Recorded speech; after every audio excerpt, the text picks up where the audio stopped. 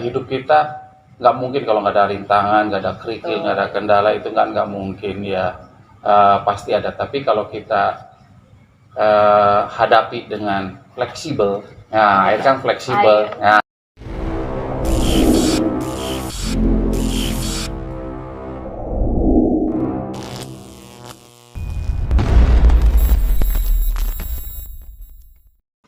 Halo, selamat malam semua. Kembali lagi bersama kita di sini. Komsos tuh orang Pak. iyo. Komsos Paroki Yesus Gembala Baik, Pak Niki. Selamat malam semua. Nah, sekarang ini kalau tuh lalu, orang so ada asoy, ada stok of nam iman. Nah, sekarang ini orang ada di program yang berbeda tapi dengan tujuan yang sama. Sedap sekali. DP nama program Ngopi, ngobrolin pengalaman iman. Iya. Dan di episode pertama kali ini, orang ada kehadiran tamu yang sangat spesial. Seperti kata pepatah, tidak dikenal maka tidak disayang. Kalau begitu, orang berkenalan dulu dengan tamu spesial malam ini. Luar biasa, selamat malam Pak. Malam. Boleh Ya. berkenalan dulu Pak. Oke, terima kasih. Selamat malam semuanya. Selamat malam. Nama saya Andreas, Andreas Gunawan. Saya asli dari Cirebon, tapi sudah lama di Manado. Sudah hampir 13 tahun di Manado.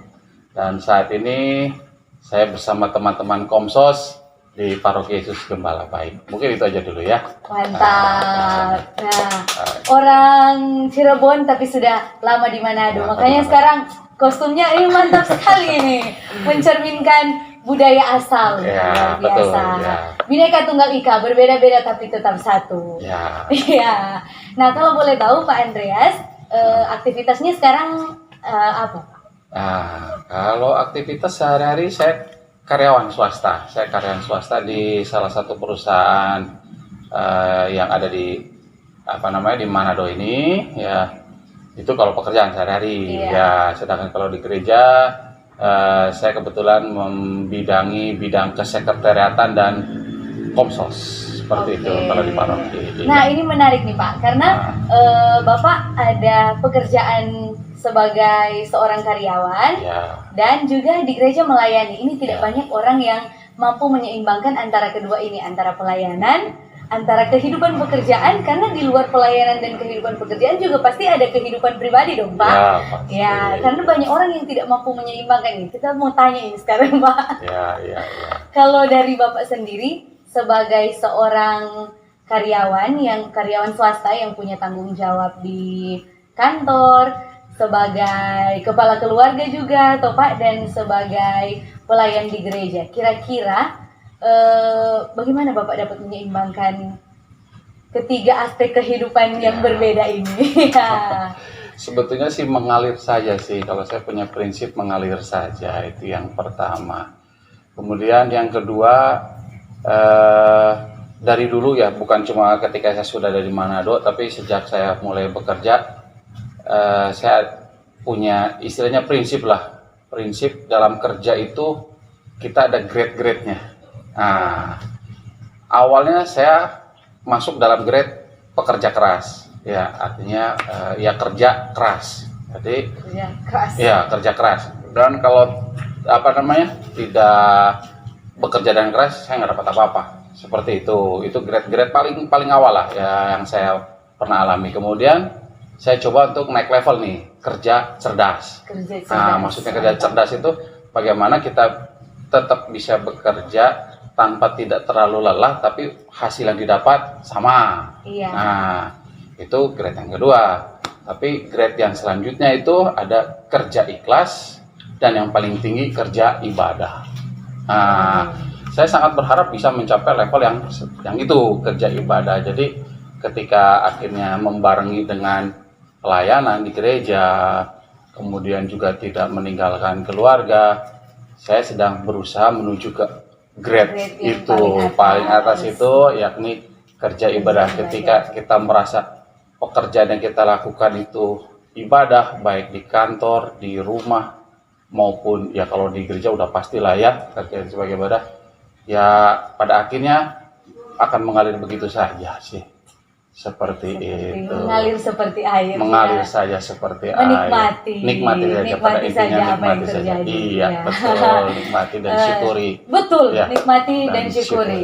Iya. Iya, luar biasa memang Ya. Bapak mampu menyeimbangkan ini 3 aspek kehidupan yang berbeda ini, tapi dalam kehidupan sehari-hari pasti ada tantangan tuh Pak. Apalagi Bapak ada perkenalan tadi orang Cirebon, bukan Ya. orang Manado asli. Dan saat ini sedang bekerja, hidup dan berkarya di Manado. Pasti ada banyak tantangan yang Bapak rasakan tuh Pak. Mulai Pasti. dari mungkin penyesuaian diri terhadap budaya, penyesuaian diri terhadap tetangga-tetangga atau orang-orang yang Bapak jumpai di kantor yang orang asli Manado yang beda DP pembawaan dengan orang dari Bapak P asal Iya, begitu. iya. Kira-kira DP tantangan apa, Deng? Apa yang Bapak lakukan untuk menghadapi atau menghandle, mengatasi tantangan-tantangan itu? Ya, betul. Kalau banyak tantangan sih, betul, banyak sekali. Bahkan awal-awal saya baru pindah ke sini, bisa dibilang nangis-nangis lah ya. Nangis-nangis. Pernah lewat step itu juga Pak? Pernah Oh lewat fase jelas, itu juga? saya pernah melewati fase itu sampai Aduh. saya sempat ya bermohon ke atasan untuk dipulangkan lagi ke tempat Wah. itu ya itu awal-awal memang awal-awal karena istilahnya kan kaget kan, saya kaget kondisi situasi ya di mana dalam artian ketika di tempat kerja sebelumnya saya begitu banyak dapat kemudahan, fasilitas, dukungan tim yang SDM-nya sudah siap gitu ya, artinya sudah siap pakai gitu. Ketika ke sini bisa dibilang saya harus ngerintis dari awal, dari nol. Nah itu yang membuat saya nggak siap. Ya saya nggak siap waktu itu sehingga saya hampir dalam fase menyerah dan minta pulang. Ya, tapi saya bersyukur atasan saya terus memberi semangat. Ya saya diminta untuk membangun. Ya puji Tuhan sampai sekarang saya sudah seolah-olah kerja di sini seperti kerja di tempat saya sebelumnya. Ya tim saya juga sudah merupakan orang-orang yang hebat gitu ya. Banyak terbantu ya. Kalau kadang kangen tanah kampung halaman ya pasti ya. Lalu bagaimana cara mengatasi kangennya? Salah satunya saya senang sekali pakai baju ini gitu ya, mengingatkan saya ke kampung halaman saya. Lalu ya style musik tradisional Sunda ya di sana, jadi ya menenangkan hati dan ya ingat kampung halaman, paling seperti itu mengatasinya. Tapi ya puji Tuhan, saya sudah 13 tahun di sini dan rasanya saya kerasan ingin tinggal di sini sampai pensiun dan sampai akhir tua. Nah, sudah menemukan kenyamanan berarti sudah di sini. ya puji Tuhan. Kalau tadi Bapak udah jelaskan itu kan yang di kantor. Ya. Kalau misalnya dalam kehidupan pelayanan nih Pak, kan memang pelayanan itu sebuah pemberian diri. Tapi dalam pelayanan seperti juga yang mungkin kita pernah rasakan atau teman-teman lain pernah rasakan, pasti di dalam pelayanan pun ada banyak tantangan. Kalau misalnya di dalam kehidupan pelayanannya Bapak, tantangan yang pernah Bapak alami dan Bapak lewati dan sudah Bapak lewati itu cara-caranya itu bagaimana ini Pak? Banyak lah ya kalau bicara. Kalau di pelayanan ya yang lalu si Pastor Freddy Angko selalu mengatakan kepada saya, kalau saya mengeluh ya, saya waktu itu cukup dekat dengan beliau. Kalau saya mengeluh ke beliau pasti akan cuma bicara begini, ya Pak Andres itu salibmu. Nah, jadi salah seperti itu ya.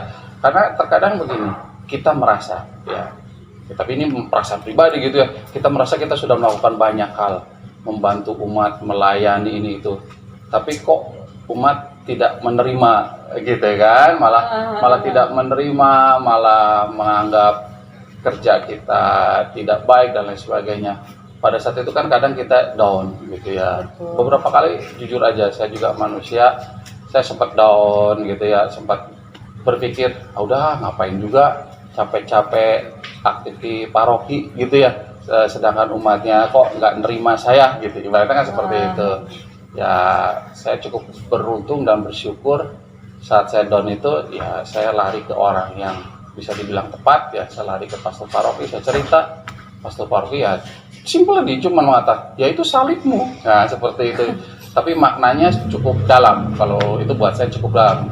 Even kalau orang lain sih bilang nasihat apaan tuh, tidak membantu sama sekali gitu. Itu salibmu, wah. Ya, cuma gitu, betul. Pastor Freddy aku sama dia waktu itu cuma ngatain, ya itu salibku. Nah, udah selesai. Dan itu dalam gitu, kalau buat saya sih artinya dalam seperti itu. Dan sehingga ya akhirnya puji Tuhan saya sampai saat ini masih boleh berkarya seperti itu. Aduh, ya. itu salibmu. Memang tuh kalau mau dengar kata-kata yang sangat sederhana, tapi kalau didalami betul-betul, kalau kita refleksi diri dengan itu kata-kata itu, memang salib itu ya itu pertolongan sendiri dari Tuhan. Karena kan ada kata-kata yang bilang Tuhan tidak mungkin memberikan salib yang tidak mampu kita pikul. Betul. Berarti kalau sama dengan pastor bilang itu Bapak bersalib, berarti memang Bapak mampu. Tuhan memberikan sesuatu yang mampu Bapak atasi. Puji Tuhan sampai sekarang masih setia dalam pelayanan, masih semangat dalam bekerja. So sampai di tahap kerja apa ini Pak tadi? Kerja ikhlas. Mungkin baru sampai kerja ikhlas mungkin. Kerja ikhlas. Masih OTW menuju kerja ibadah. Ya, nah, kalau di dalam kehidupan berkeluarga nih Pak, mohon maaf kalau mungkin agak pribadi. Kalau di dalam keluarga mungkin pernah enggak keluarga mengeluh Bapak terlalu sibuk di pekerjaan atau terlalu sibuk di gereja, mungkin sampai kurang ada waktu gitu untuk keluarga, pernah enggak Pak? Ya kalau itu sih bisa dibilang lagu lama lah ya. Sering ternyata. Tapi ya puji Tuhan sejauh ini juga keluarga memahami dan mengerti lah ya. Dalam artian ya selama meski sedikit saya masih bisa memberi waktu buat keluarga ya fine-fine aja sih gitu ya. Kalau yang namanya keluhan manusiawi lah ya. Kadang misalkan anak-anak pengen minta diantar kemana, terus saya bilang, aduh sebentar ada keperluan dulu ke gereja, misalkan ya anak-anak langsung ya gimana gitu kan ya. Atau misalkan ada apa-apa, sini ayah mau meeting dulu, ya katanya udah janji begini, gitu ya. Ya itu manusiawi, tapi ya puji Tuhan anak-anak dan istri sih mengerti. Sih. Ya. Dan kalau kita lihat nih Pak, kalau kita pribadi sih melihat bukan cuma mengerti, tapi juga mendukung. Ya pastinya mendukung. Iya. Soalnya ini Bapak keluarga ada lihat mantap ini, ikut pelayanan juga tuh Pak, Bapak anak-anak, Bapak istri, aduh memang puji Tuhan. Luar biasa keluarga yang patut diteladani ini. Semua yang ada di rumah, jadi di tengah-tengah kehidupan mungkin kesibukan bekerja, jangan pernah lupa untuk melayani Tuhan, tetap dekat dengan Tuhan, aktif di gereja, terlebih khusus basis umat di wilayah rohani. Jangan lupa pigi-pigi ibadah. Itu paling dan penting. Jangan lupa untuk tetap memberikan waktu untuk keluarga kan Pak. Dengan demikian boleh seimbang itu 3 aspek kehidupan itu. Kalau misalnya dari Bapak tips and trick nih for yang ada di rumah yang menonton supaya boleh menuju OTW ke kerja ibadah yang Bapak maksud. Ya, oke. Mungkin kembali lagi seperti yang tadi saya sampaikan, mengalir seperti air. Jadi ya apapun kendala, rintangan yang kita hadapi, jadilah air. Kalau menurut saya sih jadilah air. Kenapa? Karena air bisa lari kemana saja. Meski ada batu di depannya menghalangi, dia masih bisa sisip-sisip begitu. Betul. Mengalirlah seperti air. Jadi hidup kita nggak mungkin kalau nggak ada rintangan, nggak ada kerikil, nggak ada kendala, itu nggak mungkin ya.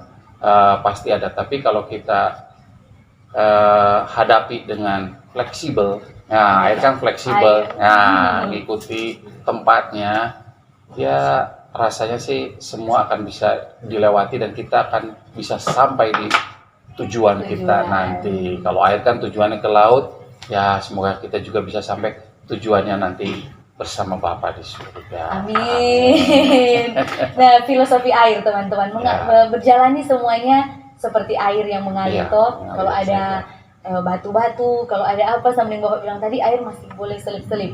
Dan jangan lupa air itu pemberi kesuburan, pemberi kehidupan. Jadi memang luar biasa ini filosofi air. Baru kalau ada yang bilang filosofi kopi, ini filosofi air. Ada filosofi baru guys, filosofi air. Tapi patut jadikan sebagai motivasi dan inspirasi juga ini filosofi air, karena menurut kita baru dengar tapi dalam ini maknanya kalau filosofi air.